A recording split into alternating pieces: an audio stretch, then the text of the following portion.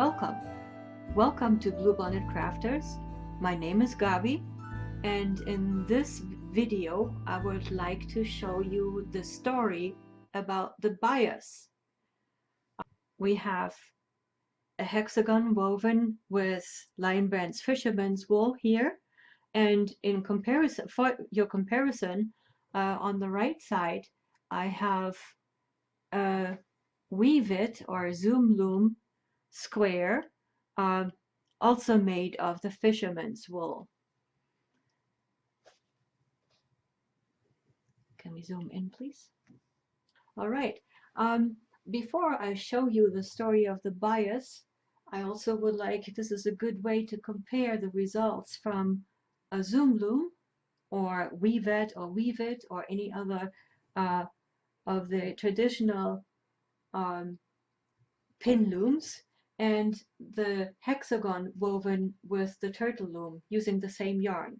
You can see that the Zoom Loom approach is creates a little bit denser fabric, which also means you're a little bit limited to using thinner yarns.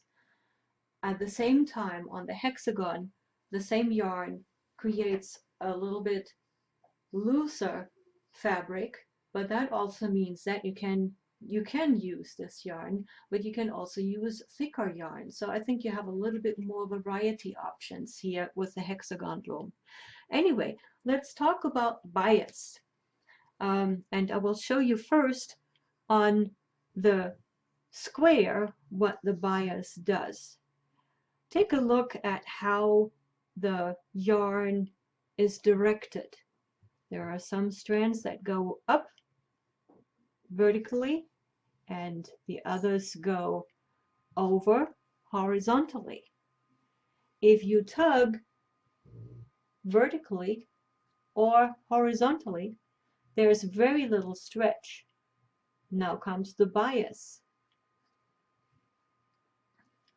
You go from corner to corner. If you pull from corner to corner, it stretches much more. Corner to corner, it stretches much more. And that's what's called on the bias. Let's take a look at the same thing on the hexagon loom. We're going vertically and horizontally. If we go anywhere in the hexagon vertically, very little stretch. Horizontally, anywhere, very little stretch. However, now if we go this way, we have a lot of stretch. Now we have a lot of stretch.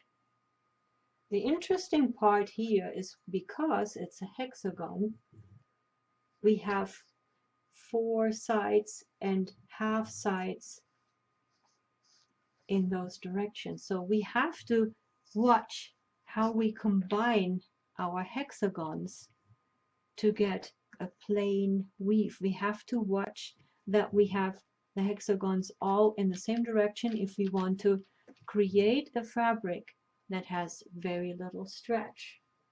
Let me give you another illustration. We will start with a square.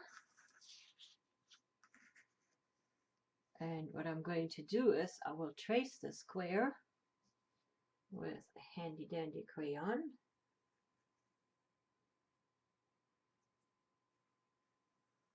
So that we have an outline.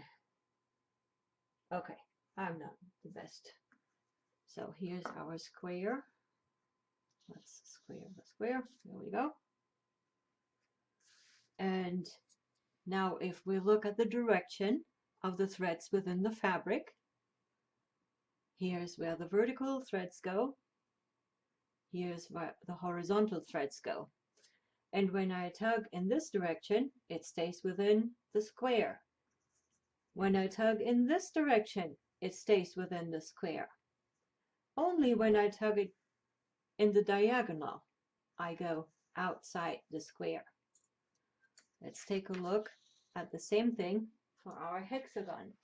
Again, we take our shape and trace it with our handy dandy crayon. 1, 2 sides, 3 sides, 4, 5,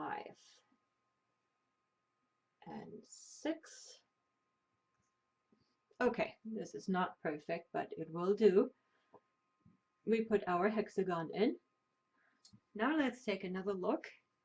In this case, threads go up like this and over like this. Again, when we tuck vertically, it stays in the shape. When we tuck horizontally, it stays within the shape. And as expected, if we tug the diagonal, it will go out of the shape. But now, since a hexagon has 6 sides, there are 3 ways to direct our hexagon. Watch what I'm doing. I'm turning it a little bit. And again, I have the hexagon shape. It stays perfectly within the hexagon shape. But now our direction has changed. The ones that went up now go over that way, and here we go across. Watch what happens. When I tug it vertically, it goes out of the shape. When I tug it to the sides, it goes out of the shape. Only when I tug it like in this direction, it stays within the shape. So the direction of the fabric has changed and the bias. So now it's stretchy in different directions. Lastly, since we have a hexagon, we can turn it one more time. Again, the shape stays within the hexagon, but now our directional threading goes this way and over this way. Again, when I now tug it vertically, it goes out. If I tug it horizontally, it goes out. And if I tug it diagonally, it goes out. Only when I tug it this way, it stays in. So this is probably a rather lengthy explanation, but it shows you all the possible ways the bias can trick us when we weave a hexagon. How do we deal with that when we actually put our designs together? And I would like to give you a few ideas here. First of all, I would like to recommend that you get a piece of felt. It is extremely valuable when you do your designs, and I can show you why.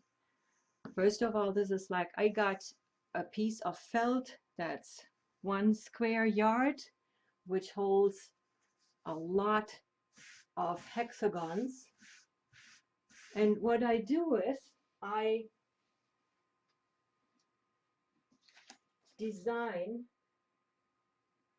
I put my designs out as I weave the hexagons. For example, I make 1 hexagon. I weave another one and I say that wants to go here. I weave another one and I say that shall go here. And it's dinner time. Here comes the huge benefit. All I do is I roll up my felt with the design in it, clean up my work until I have time again to continue weaving. So here's my free time. I roll out my design and weave more and add more. So piece of felt, highly recommended. That makes the design a piece of cake. Now back to our bias story. If you would like to create a fabric where all hexagons go into the same direction, I highly recommend that you put your hexagons out in an orderly fashion. And actually the starting tail and the ending tail will help you with that. I'll show you how. laying out the hexagon as it comes off the loom. Here's the starting tail, and here's the ending tail. By the way, it doesn't matter if you have the ending tail pointing to the left or to the right. I do recommend that you have them all facing into the right direction because that makes joining the hexagons much easier. So if you want to create a regular fabric where all hexagons go into the same direction, can we zoom out a little bit, please?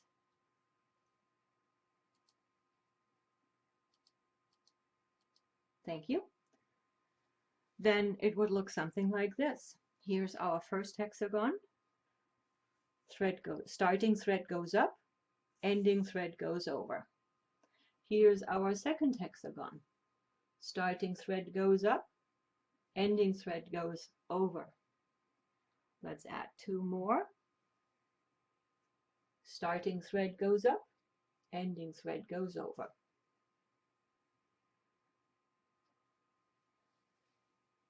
Starting thread goes up, ending thread goes over. All right, at this point, let's zoom in, please, because I would like to show you that now all the threads, no matter in which hexagon they are, can we zoom in, please? Thank you.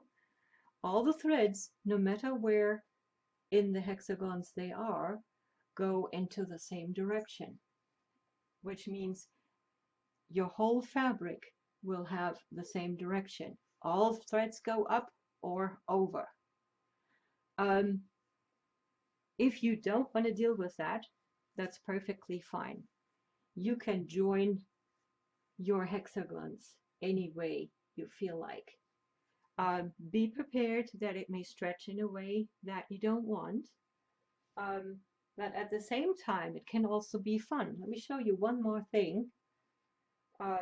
This is a collection of hexagons that I recently wove from a rainbow yarn. And by the way, if you want to keep your hexagons in an orderly fashion, those stitch holders that you might know from knitting are a perfect way to achieve that. Let me show you. So here we take just one stack. Well, this is actually, yeah, this is one stack off. Another thing that I like to do is every time I weave 10 hexagons, I tie them together like that. All the starting ends together and the ending ends together. For now, for this illustration, I will take that off. And now you can imagine I'm just putting them out totally wildly as they come, no direction at all, and I just go by the looks of it.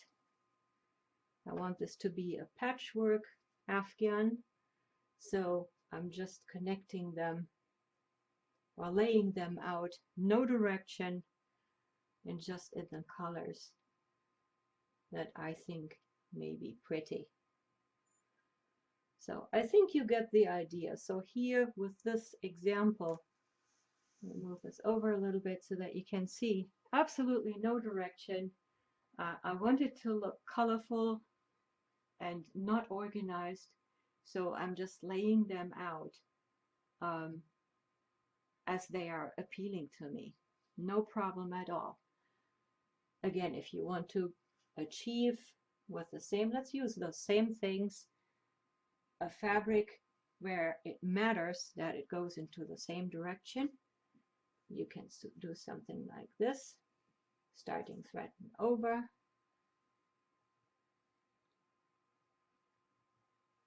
starting thread over,